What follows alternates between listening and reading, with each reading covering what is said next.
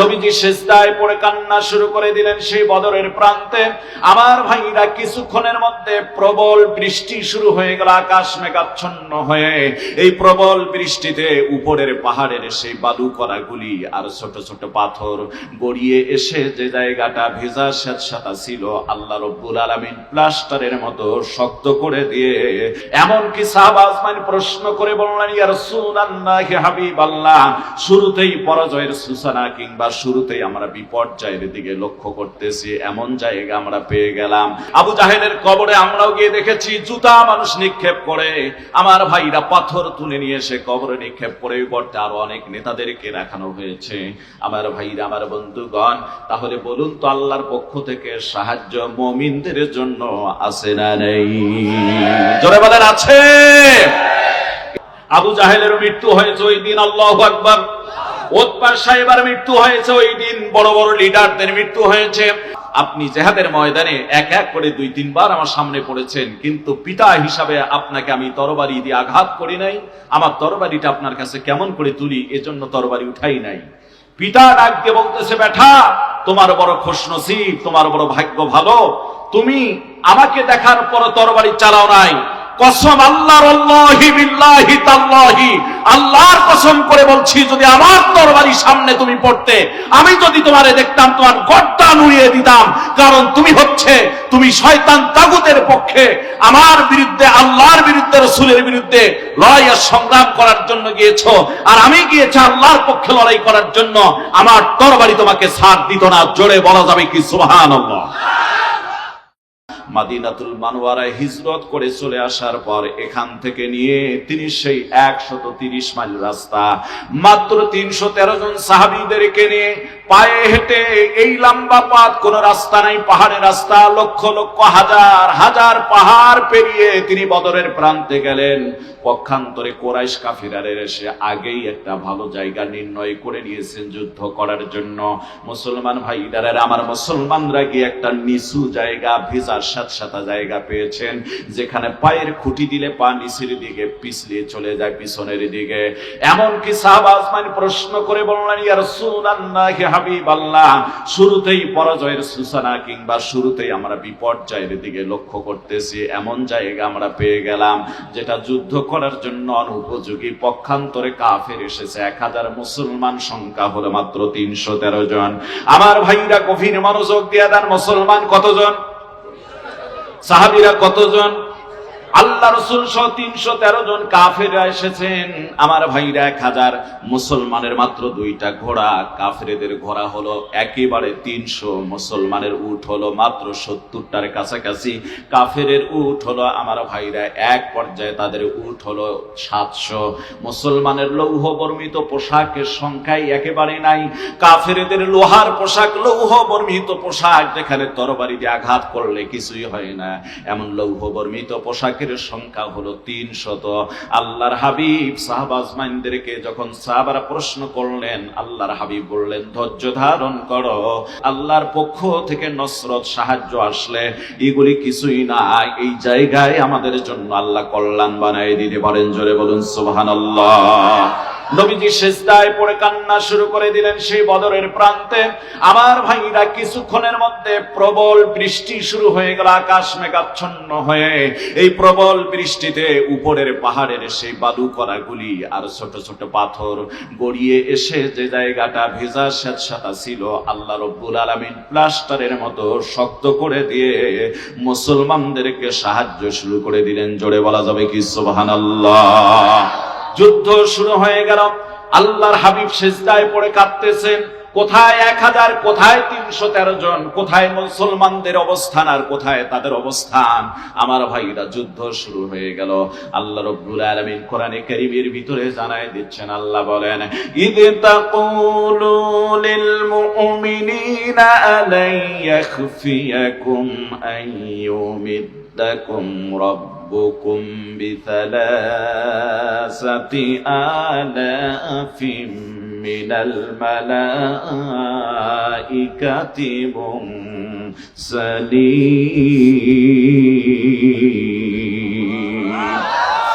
যুদ্ধ শুরু হয়ে গেল। আল্লাহর হাবিব সিজদায় পড়ে কাঁদতেছেন। নবী মুহাম্মদ সাল্লাল্লাহু আলাইহি ওয়াসাল্লাম আল্লাহ পাক ডাক দিয়ে বলেন, নবী আপনি কাঁদবেন না, আপনার কান্না আমি আল্লাহ সহ্য করতে পারি না। আমি ঘোষণা করে দিলাম এই যুদ্ধে আপনাকে আমি 3000 ফেরেশতা নাজিল করে সাহায্য করব। জোরে বলা যাবে কি সুবহানাল্লাহ?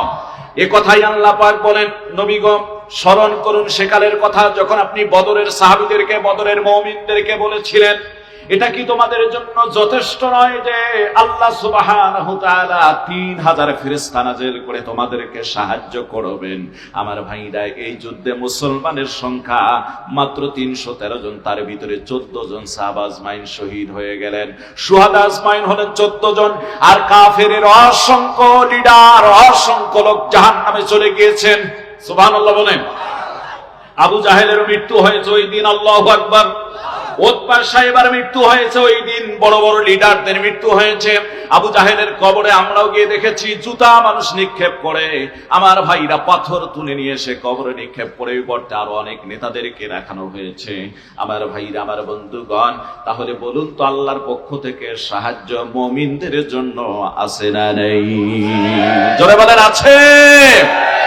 এই বিষয়গুলি নিয়ে যদি আমি এই বদরের আলোচনা নিয়ে যদি আলোচনা করি, 2 দিন 3 দিন সময় চলে যাবে তোরপর, তারপরও আমি এই বিস্তারিত আলোচনাগুলি শেষ করতে পারবো না। ওটা আমাদের বোঝার উদ্দেশ্য না, আজকের ওই আলোচনার উদ্দেশ্য নয়। আলোচনা হলো শুধুমাত্র এতটুকু বোঝানোর, আল্লাহর সাহায্য যদি প্রকৃত মুমিন হয়, আল্লাহর সাহায্য আসবে, এতে কোনো সন্দেহ নেই। জোরে বলেন কথা ঠিক কিনা? মুসলমান ভাইরা আমার, আল্লাহ পাক কোরআনে কারীমের ভিতরে দেখুন, গভীর মনোযোগ দিয়ে দেন। এই মদিনাতুল মুনাওয়ারা থেকে যখন আল্লাহর নবী হিজরত করে, আল্লাহর নবী যখন মক্কা থেকে হিজরত করে মদিনাতুল মুনাওয়ারায় চলে গেলেন, আমার ভাইরা, যখন তিনি ইসলামী রাষ্ট্র কায়েমের জন্য, ইসলামী স্টেট কায়েমে করার জন্য জিহাদের ময়দান কায়েম করা শুরু করে দিলেন। মাইলের পর মাইল, 130 কিলোমিটার রাস্তা, 85 মাইল পর্যন্ত পায়ে হেঁটে গেলেন। আল্লাহর সাহায্য দেখেন আসা শুরু হয়ে গেল। আল্লাহ পাক বলছেন, বান্দারে, যদি তোমরা আমার দিন কায়েমের চেষ্টা, ঘুম ভাঙ্গা নিবিড়, এখনো কি গাইতে হবে ঘুম ভাঙ্গা নিবিড়, মসজিদের কোণে বসে শুধুই তসবিহ নয় রে আর, তোর হাতে এখন মানায় শুধু ঝকমকে তলোয়ার, গর্দান নিতে ওই জালিমেরা রে মুজাহিদ, গর্দান নিতে ওই জালিমেরা রে মুজাহিদ, এখনো কি গাইতে হবে ঘুম ভাঙ্গা নিবিড়। আল্লাহু আকবার। আমার ভাইরা, বড় আফসোস লাগে, তাম পৃথিবীতে এত পুলিশ মুসলিম রাষ্ট্র শক্তিশালী থাকার পরও আপনার আমার কলিজার টুকরো প্যালেস্তানি ভাইগুলিকে যখন দিনের পর দিন হত্যা করলো, বোমা মেরে নিক্ষেপ করলো, পানি আর খাদ্যের তালাশে করলে যখন তাদেরকে গুলি করে পাখির মতো নির্মম ভাবে হত্যা করলো, প্যালেস্তাইনে যখন গণহত্যা চালালো, তাম বিশ্বের মুসলমানেরা, মুসলিম শাসকেরা, তারা শুধু মুখেই কথা বলে সাহায্যের দিকে হাত বাড়িয়ে দেয় নাই। আমি বলছিলাম, যদি সমগ্র মুসলিম রাষ্ট্রের প্রধানরা তারা যদি একটা হুঙ্কার দিয়ে যা আছে তাই নিয়ে যদি বাতিলের বিরুদ্ধে ঝাঁপিয়ে পড়ত, নিঃসন্দেহে ইসরায়েল খান হতে বাধ্য হতো।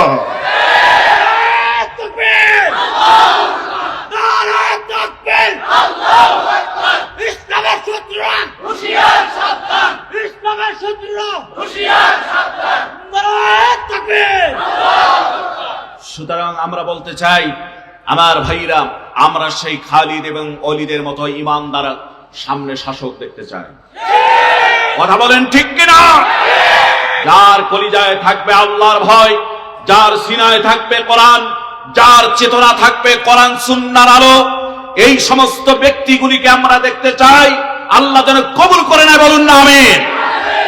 আমার ভাইরা, আমার বন্ধুগণ, আফসোস লেগে যায়, সৌদি আরব আজকে এত উন্নত হয়েছে, পাহাড় ঘেরা দেশ। আফসোস করবেন আপনারা, যখন আমরা মক্কা থেকে মদিনায় তায়েফে গেলাম, জিয়ারতে গেলাম, যে ওখান থেকে আবার একটু ইহরামের কাপড় পরে, ওখানে একটা মিকাত রয়েছে, ইহরামের কাপড় পরবো, ফেরার পথে ইহরামের কাপড় পরে আবার এসে আমরা উমরা হজ আরেকটি আদায় করব।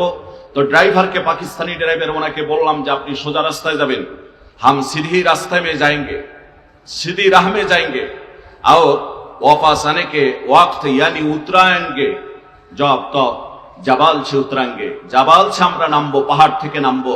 তো তায়েফ থেকে যখন আমরা নামতেছিলাম ভিন্ন রাস্তায়, তখন সেটি ছিল জমিনের সমতল থেকে ৭,০০০ ফিট উপরে রাস্তা। মক্কা থেকে ৭,০০০ ফিট উপরে রাস্তা, পাহাড়ের উপর দিয়ে রাস্তা কেটে যদি এত ভিআইপি রাস্তা করে নিয়ে তারা দেশকে এত উন্নত করতে পারে, সেই দেশে সোনার খনি, তেলের খনি, এই ব্যক্তিরা যদি কিছু বিমান, কিছু অস্ত্র নিয়ে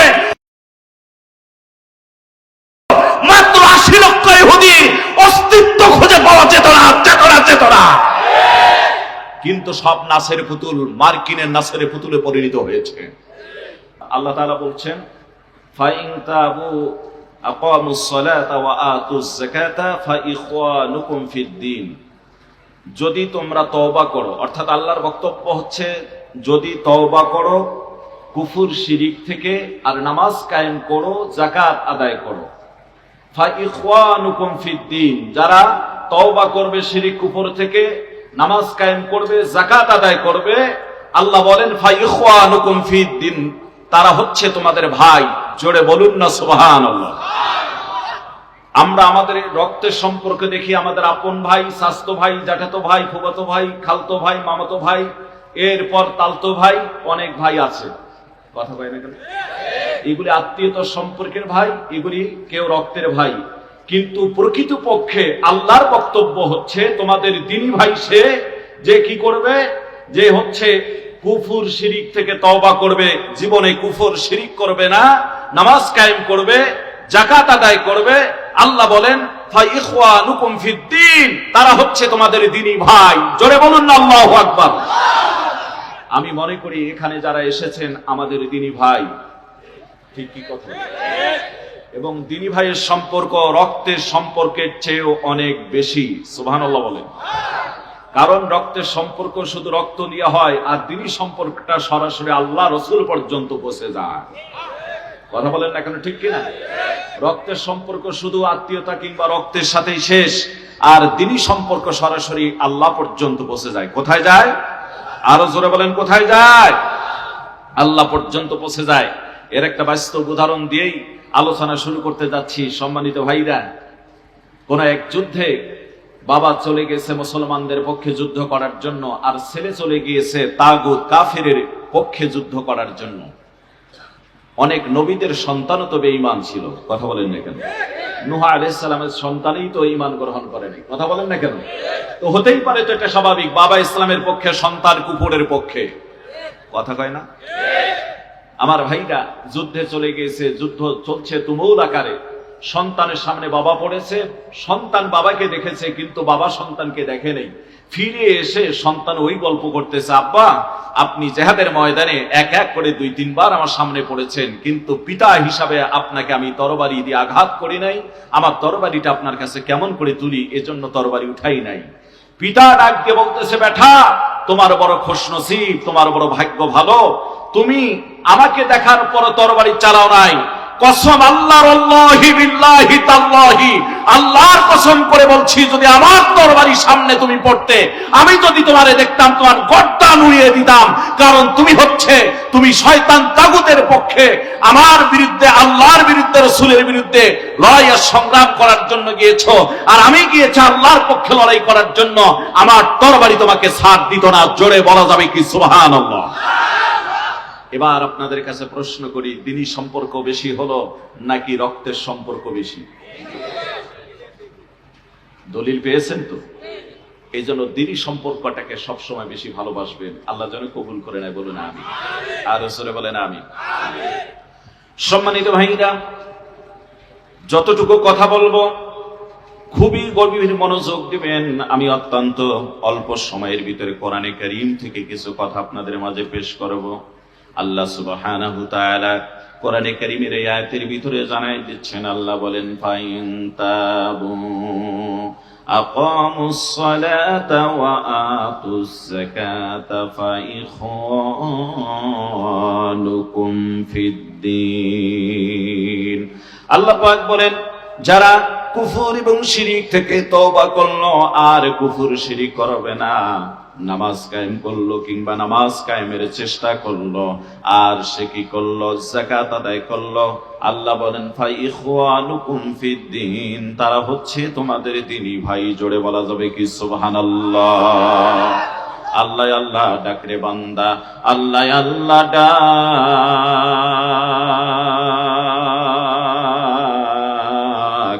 ডাকতে ডাকতে তোর জীবনের গুনাহ হবে মাফ। জোরে বলা যাবে কি সুবহানাল্লাহ।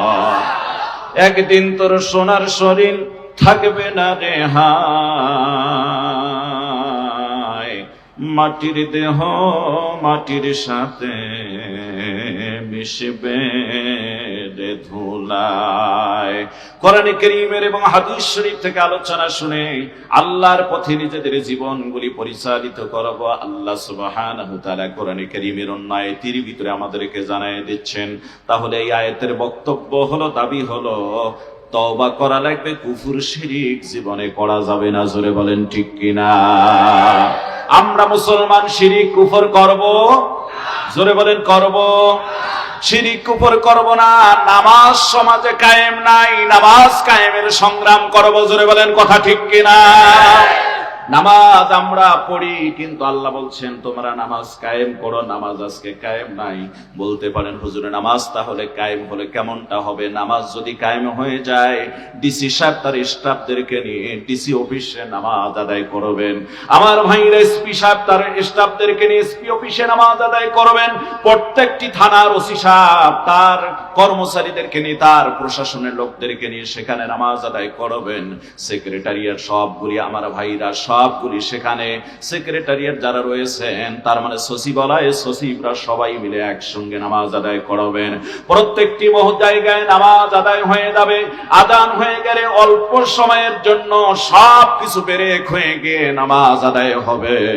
আমাদের এই সমাজের ভিতরে সেই নামাজ আজকে নাই। জোরে বলেন কথা ঠিক কিনা? আল্লাহ সুবহানাহু ওয়া তাআলা কোরআনে কারীমের ভিতরে বহু জায়গায় এই নামাজ সম্পর্কে আল্লাহ পাক জানিয়ে দিচ্ছেন। আল্লাহ বলেন, পরবর্তী আয়াতে আল্লাহ বলেন, আমার ভাইরা মনোযোগী হন, আল্লাহ বলেন ফাইন তাবু আকামুস সালাতা ওয়া আতুজ যাকাতা ফাখাল্লু সাবিলাহুম। আল্লাহ পাক বলেন যদি তারা তওবা করে কুফর শিরিক থেকে এবং নামাজ কায়েম করে, আর যদি যাকাত আদায় দেয়, যাকাত যদি আদায় করে, ফাখাল্লু সাবিলাহুম, তাহলে তাদেরকে তোমরা ছেড়ে দাও, আর তাদের উপর কোনো জবরদস্তির প্রয়োজন নাই। জোরে বলা যাবে কি সুবহানাল্লাহ। কোরআনে কারীমের ভিতরে আল্লাহ রাব্বুল আলামিন অসংখ্য জায়গায় নামাজের কথা বলেছেন। গভীর মনোযোগ দিয়ে দেন। কিন্তু বড় আফসোসের বিষয়, আমরা কোরআন শোনার জন্য এসেছি, হাদিস শোনার জন্য এসেছি, বহু ভাই এখানে আছি যারা ইশার নামাজ পড়ে আসি নাই, যে ইশার নামাজ আপনার আমার উপর ফরজ ছিল। জোরে কোন কথা ঠিক কিনা? আল্লাহর নবী বর্ণনা করেন, as-salatu ibaduddin, মান আকামাহা ফাকাদ আকামাদ-দ্বীন ওয়া মান হাদামাহা ফাকাদ হাদামাদ-দ্বীন। নবীজি বলছেন নামাজ হচ্ছে ধর্মের খুঁটি। যে ব্যক্তি নামাজকে ঠিক রাখলো সে ধর্মের খুঁটিটাকে ঠিক রাখলো। যে ব্যক্তি নামাজ বিনষ্ট করলো সে ধর্মের খুঁটিটাকেই বিনষ্ট করে ফেললো। আমার ভাইরা, আজকে তো বহু মানুষ আমরা নামাজ আদায় করি না। কথা বলেন ঠিক কিনা? বাস্তবতার চিত্র একটা তুলে দেই। এই টনকি বাজার ছোট্ট হয়তো মসজিদ একদিক একটা দুটা থাকতে পারে। আমার ভাইরা, হাটের দিন কিংবা বাজারের দিন যে পরিমাণ লোক থাকে, এই পরিমাণ লোকগুলি যদি মসজিদ আসে, এরকম মসজিদ কয়েকটা মসজিদ লাগবে। জোরে বলেন কথা ঠিক কিনা? ঠিক টনকি বাজারের যে একই অবস্থা, গ্রামের একই অবস্থা, শহরের একই অবস্থা, প্রত্যেকটি বাজারের একই অবস্থা, এই নামাজ আর সমাজের ভিতরে বাস্তবায়িত নাই। ঠিক কিনা বলেন? নামাজ সমাজের ভিতরে বাস্তবায়িত নাই। গভীর মনোযোগ দিয়ে দেন আমার ভাইরা। অথচ নামাজ হচ্ছে ধর্মের খুঁটি। এই ধর্মের খুঁটিটাকে যারা বিনষ্ট করে ফেলল, সে সব কিছুকেই বিনষ্ট করে ফেলল। বান্দার আর আল্লাহর সাথে একেবারেই সম্পর্ক হয়ে যায় একমাত্র সিজদার বিনিময়। এজন্য কোরআনে কারীমের ছোট্ট আয়াতে আল্লাহ পাক জানাই দিচ্ছেন, উসজুদ ওয়াকতারিব, বান্দারে সিজদা দাও আর আমার নিকটবর্তী হয়ে যাও। জোরে বলা যাবে কি সুবহানাল্লাহ। বান্দা যখন সিজদায় চলে যায় তখন আল্লাহ তাআলার সবচেয়ে নিকটবর্তী হয়ে যায়। বলুন আল্লাহু আকবার। বান্দা যখন জমিনে সিজদা দেয়, টাইলসে সিজদা দেয়, মনে করতেছে ঘাসের উপর, জমিনের উপর, টাইলসের উপরে সিজদা দিয়েছে, কিন্তু না, আমার আল্লাহ রব্বুল আলামিন বান্দার কপালের মধ্যে তার কুদরতি হাতটা ঠেকায় দেন। জোরে বলা যাবে কি সুবহানাল্লাহ। আরো জোরে বলেন সুবহানাল্লাহ। মুসলমান ভাইদের আমার, দিনী ভাইদের আমার, মনোযোগী হয়ে যান, গভীর মনোযোগ দেন। অল্প সময়ের ভিতরে চুম্বক আকারে কিছু কথা আপনাদের মাঝে বলে দিয়ে যাই, গভীর মনোযোগ দিয়ে দেন। আল্লাহ সুবহানাহু তাআলা এই নামাজ আর সৎ কাজের আদেশটা নারী পুরুষ উভয়কে করতে বলেছেন। আল্লাহ রাব্বুল আলামিন বলেন, আল্লাহ পাক বলেন, ওয়াল মুমিনুনা ওয়াল মুমিনাতু বা'দুহুম আউলিয়াউ বা'দ ইয়া'মুরুনা বিল মা'রুফি ওয়া ইয়ানহাউনা 'আনিল মুনকার ওয়া ইউকিমুনাস সালাতা ওয়া ইউতুনাজ যাকাতা ওয়া ইউতিউনাল্লাহা ওয়া রাসূলাহু উলাইকা সায়ারহামুহুমুল্লাহ। আল্লাহু আকবার। আল্লাহর বক্তব্য হলো, ওয়াল মুমিনুনা ওয়াল মুমিনাত, মুমিন পুরুষ এবং মুমিনা নারী, অর্থাৎ মুমিন পুরুষ আর মুমিনা স্ত্রীগণ। সুবহানাল্লাহ বলে। আউলিয়াউ বা'দুহুম, আউলিয়াউ বা'দুহুম, তারা হচ্ছে পরস্পরের বন্ধু। সুবহানাল্লাহ। মুমিন পুরুষ আর মুমিনা নারীরা, মুমিন পুরুষ মুমিন স্ত্রীগণ, তারা পরস্পরের বন্ধু। তারা যেমন পুরুষরা পুরুষ মহলে দিনের দাওয়াত দিবেন, দিনের কাজ করবেন, নারীরা ঠিক নারী মহলের ভিতরে দিনের দাওয়াতের কাজ করবেন। সুবহানাল্লাহ বলেন।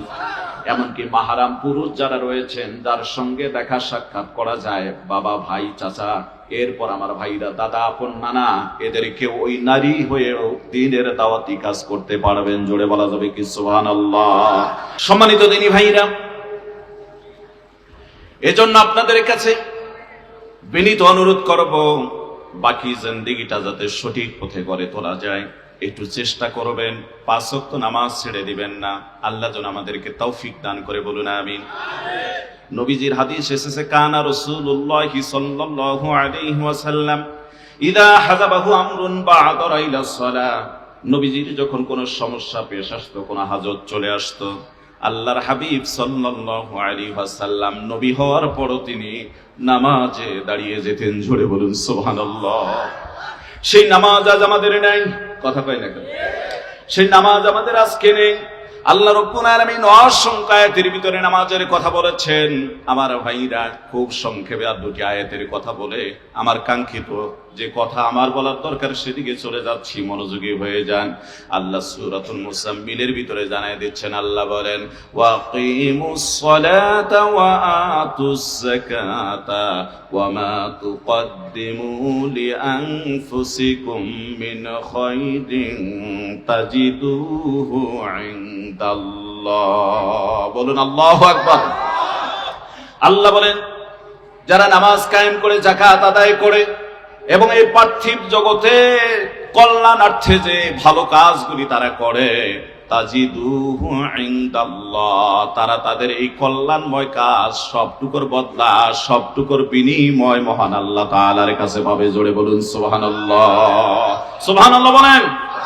কোরআনে কারীমের অন্য আয়াতে আল্লাহ পাক জানায় দিচ্ছেন, ইন্নাস সালাতা তানহা আনিল ফাহশাই ওয়াল মুনকার ওয়া লাযিকরুল্লাহি আকবার। আল্লাহ পাক বলছেন নিশ্চয় নামাজ, নিঃসন্দেহে নামাজ বান্দাকে সকল পাপাচার থেকে বিরত রাখে। ওয়ালা যিকরুল্লাহি আকবার, আর সালাত হচ্ছে আল্লাহর সর্বশ্রেষ্ঠ জিকির। জোরে বলা যাবে কি সুবহানাল্লাহ।